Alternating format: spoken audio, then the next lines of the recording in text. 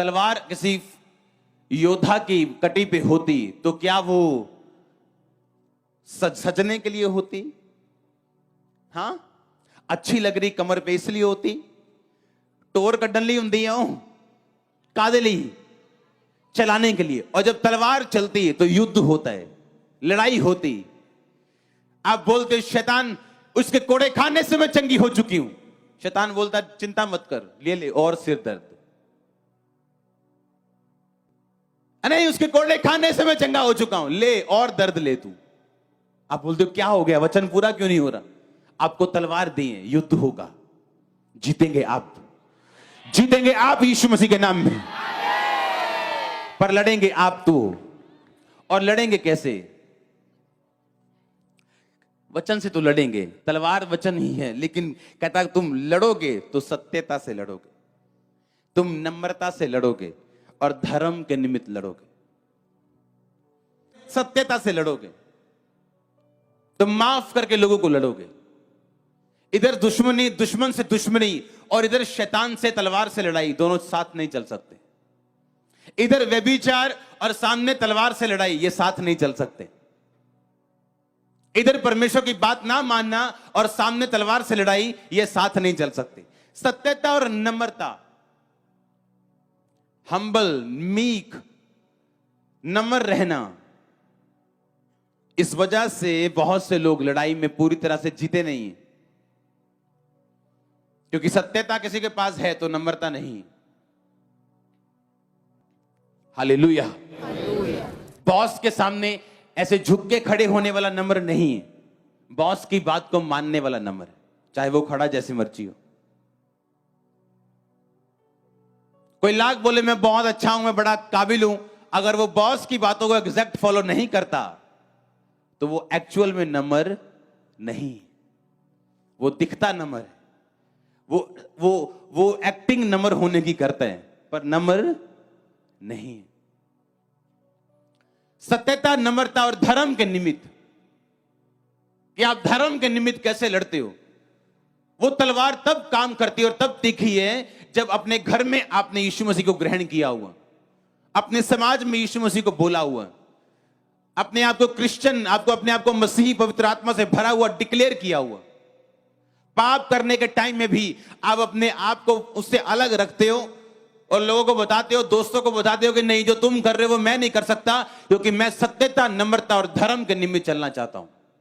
नहीं तो वो तलवार जो मेरे पास है किसी काम की नहीं, वो तलवार कटी पे तब मेरे काम आएगी और चलेगी जब सत्यता और नम्रता और धर्म मेरी जिंदगी में होगा। फिर परमेश्वर कहता मैं तुझे ऐश्वर्य दूंगा और प्रताप दूंगा, तेरी ग्लोरी जो होगी दोपहर के सूर्य की नहीं होगी, ऐश्वर्य होगा और तू सफलता के ऊपर सवार होगा।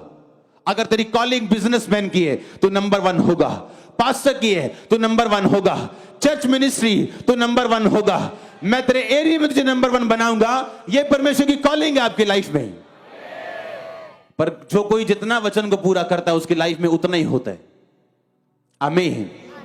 बहुत से लोग समझ नहीं पाते कि सत्यता है क्या, नम्रता है क्या। उनको लगता है ऐसे खड़े हो जाओ, ऐसे ऐसे करे जाओ तो नम्र हैं हम। नो, नम्रता मालूम होती है आपकी ओबीडियंस से, कितने ओबीडियंट हो आप। जो प्रोटोकॉल आपको दिया गया, जो काम आपको दिए गए, आप उसे पूरा करते हो कि नहीं। अगर नहीं करते हो तो आप एक्टर हो, नम्र नहीं हो। क्या हो आप एक्टिंग करते हो नम्र होने की, आप नम्र नहीं हो। बाइबल कहती है, यीशु मसीह ने कहा जो मुझसे हे प्रभु कहेंगे स्वर्ग के राज्य में प्रवेश नहीं करेंगे, बल्कि वो जो मेरे वचनों पे चलेगा। मुंह से लोग क्या बोले कोई मायने नहीं करता, उनके एक्शन बताते हैं वो क्या है। ये बेसिक नीड्स हैं, धर्म, सत्यता और नम्रता। और तेरा दाहिना हाथ तुझे भयानक काम सिखाए। कौन सा हाथ? आपका रिश्तेदार बीमार है, आपको फोन करके बोल रहे हैं कि मैं बीमार हूं, और आपने अपनी तलवार को कटी में बांधा हुआ, सत्यता, नम्रता, धर्म से आप चल रहे हो। आप बैठ जाओगे प्रेयर में और उसे सिखा दोगे आप कौन हो। यह भयानक काम है। कि आपका रिश्तेदार आपको फोन करके बोल रहा है कि बहन तुझे मैंने फोन करके प्रेयर करने के लिए बोला था, मैं ठीक हूं, मेरा काम हो गया। क्यों? क्योंकि आपका दाहिने हाथ को भयानक काम सिखाने के लिए, आपको दिखाने के लिए परमेश्वर ने दिया। दाहिना हाथ मतलब अथॉरिटी, अधिकार। जो एक तलवार बांधा हुआ व्यक्ति आत्मिक सत्यता, नम्रता और धर्म के निमित्त चलने वाला व्यक्ति अपने पास रखता है, जो परमेश्वर ने हमें बनाने के लिए दिया। आपका बॉस भी देखता है उस तलवार को, अगर आपके पास है तो। आपके रिश्तेदार देखते हैं उस भयानक कामों को, आपका स्टाफ भी देखता है उन भयानक कामों को जो परमेश्वर आपके द्वारा करता है, क्योंकि आप वो व्यक्ति जो सत्यता, नम्रता और धर्म के निमित्त चल रहे हैं। मैं नहीं कह रहा आप आज सुन के जाएंगे और कल ऐसे ही बन जाएंगे, लेकिन आप ट्राई कर सकते हैं, उसमें बन सकते हैं। लोग बोलते हैं इंसान परफेक्ट नहीं हो सकता, इंसान गलतियों का पुतला है। बाइबल क्या कहती? सिद्ध बन जिस तरह तेरा स्वर्ग के पिता। इसका मतलब आप सिद्ध बन सकते हो, ट्राई तो करो, आगे तो बढ़ो। आप गिरोगे, उठोगे, गिर के गिरे मत रहो। गिरना प्रॉब्लम नहीं है, गिर के गिरे जाना प्रॉब्लम है।